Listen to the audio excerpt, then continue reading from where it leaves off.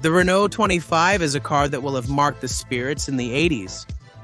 After the duo of Renault 20 and 30, the 25 stands out for its modernity, whether in terms of style or equipment. High-level CX onboard computer, futuristic interior, the 25 seemed from another world, especially since it could speak. Under control. Don't show any defects. That woman was quite the chatterbox, constantly talking.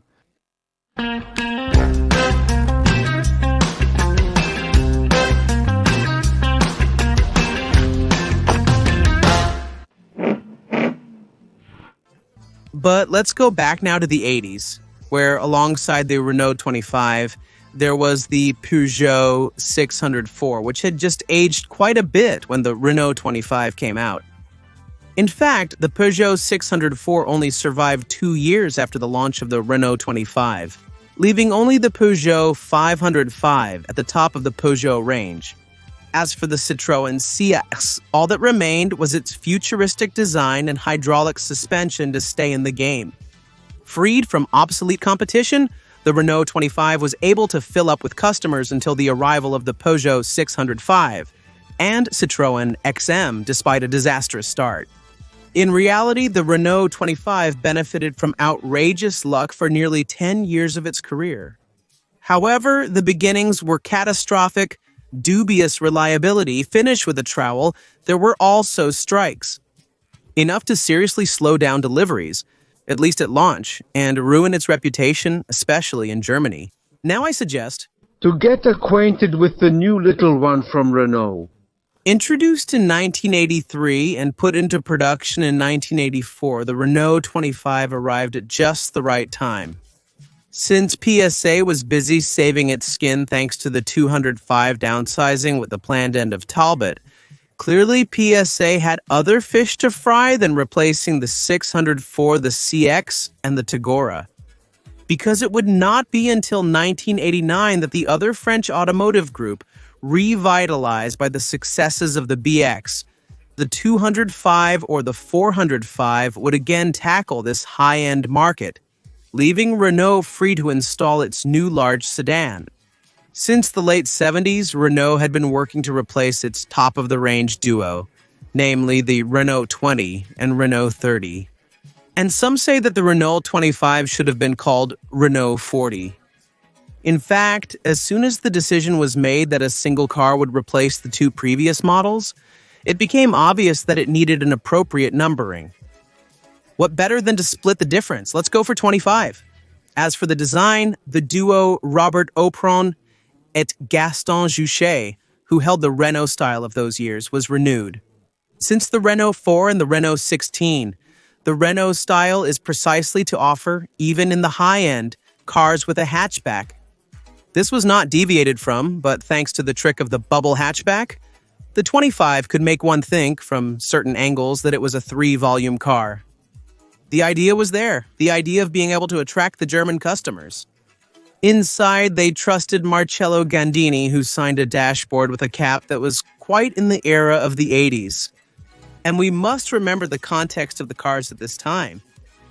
Despite the launch of the Renault Espace in 1984, which was roughly at the same time as the hour was not yet for the minivan for all. With the evolution of needs, children, income, we climbed the ladder of the range rung by rung to end up in a large sedan.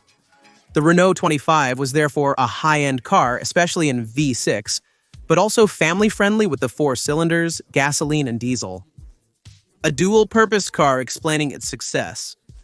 With the 90s, the large sedan will lose its family side in favor of minivans to be nothing more than a high-end with necessarily more limited sales. On the technical side, the Renault 25 was a front-wheel drive, inevitably a sign of modernity at the time. And the Peugeot 505, which had remained rear-wheel drive, will paid it dearly against the Renault 25 and its exceptional handling. The very elaborate design of the 25 also allowed it to achieve a record CX lowering fuel consumption, a major issue from this time after the 2 oil crises of the 70s. The equipment also became an important issue. The customer had to get value for his money, and Renault therefore offered, depending on the finishes, centralized door locking. From a distance, the 4 electric windows as well as the mirrors or seats, the onboard computer, the hi-fi radio 4 times 20 watts, and the famous speech synthesis system that gives the car all its charm today. The functions under control do not have any defects. The range started with the TS finish, rather bare, but from the GTS there was power steering and electric front windows, as well as the option of central locking. Then followed the GTX equipped with the famous voice synthesis computer and options for air conditioning, leather, cruise control, and automatic transmission. Finally followed the V6 injection, which offered just about everything that was available, in particular ABS and electric seats. Then a number of options such as the sunroof. The engine range included a 2 liters, 103 horsepower 4-cylinder, a 2.2 liters, 123 horsepower engine, and the V6 2.7 liters, 144 horsepower, and the V6 2.7 liters, 144 horsepower. In diesel, the 2.1 liters developed 64 horsepower. Yeah, it's huge. And the same engine in turbo version reached 84 horsepower. In short, there was really something for everyone. And in May 1985, the top of the range recovered. The PRV brought back to 2.5 liters with a turbo for a power of 182 horsepower. Classy. So, despite a difficult start marked by a lack of quality and very unpredictable reliability, the Renault 25 still managed to make its mark. And to move up a bit more in range, Renault partnered with Heulier to produce a limousine version of the Renault 25. And in June 1988, for the 1989 model year, the Renault 25 got a little youthful makeover. Tell me what you don't like about yourself. The upcoming arrival of the 605 and XM, while the future Safrane was still just a draft, despite what Peugeot thought, which hastened the launch of the 605 and XM because of this, well forced to correct the course and offer the Renault 25 a facelift. Restyling is a difficult exercise, and it can happen that it weighs down a car more than it modernizes it. But in the case of the 25, that was not the case. On the contrary, through subtle tricks, front lights, grille and rear lights, the 25 seemed unrecognizable and totally in the game. The Safrane will only be a stylistic evolution, not a break, in 1992. But above all, the real revolution arrived in June of the same year with the V6 Baccarat. Luxurious execution initiated by the Super 5 Baccarat, and which will be successful on the Clio, the 19, the 21, or the Safrane, before the Baccarat Crystal Factory judicially puts an end to it.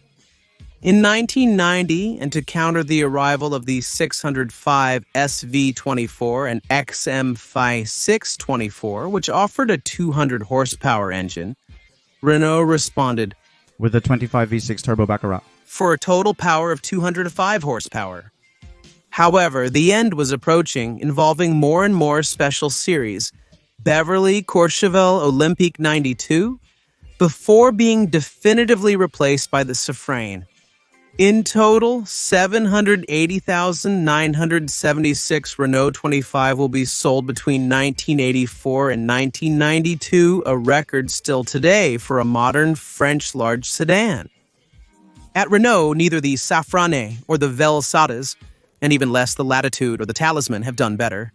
And alongside the official Renault 25, there are also some slightly more special Renault 25. Thus, Has Prestige offered a supercharged version of the 25, named Has Prestige 25 Storm, with a reworked engine and offering 0 to 100 in 7 seconds and a maximum speed of 255 kilometers per hour.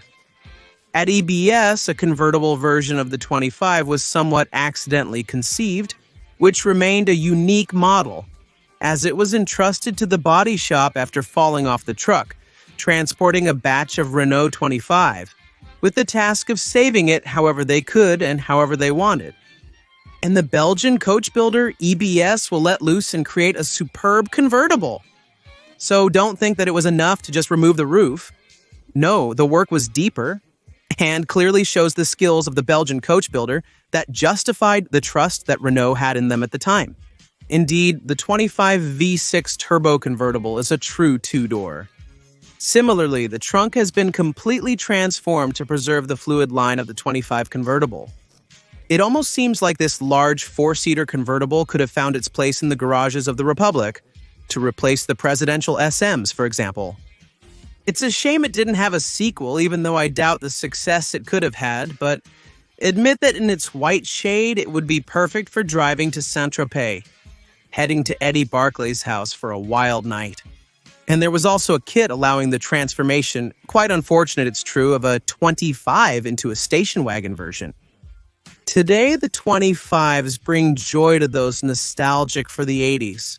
Grandiose comfort, precision of the front axle, sufficient power for the entry-level models, interesting in V6 injection or V6 turbo, luxury with the Baccarat, space with the limousine, sober with the diesels, fun with its talking computer, rigorous in terms of gearbox, and finally quite robust and holding up well over time despite its early issues. There is a choice for everyone at affordable rates, provided you accept being stuck in the 80s. But for me, as it is entirely my case, even though I didn't experience those years, I wouldn't mind a Renault 25. By the way, do you think it's normal to be nostalgic for a time you didn't experience? You have 2 hours. In short, a very nice model of Renault 25 in the entry-level version, let's say, is between 3,000 and 4,000 euros. And for the more luxurious, rarer, more powerful versions, the prices can go up to 17,000 euros, for example. Thank you all for following us and for watching this new video. See you soon, take care of yourself, and we'll meet again very soon. In the next video. Bye.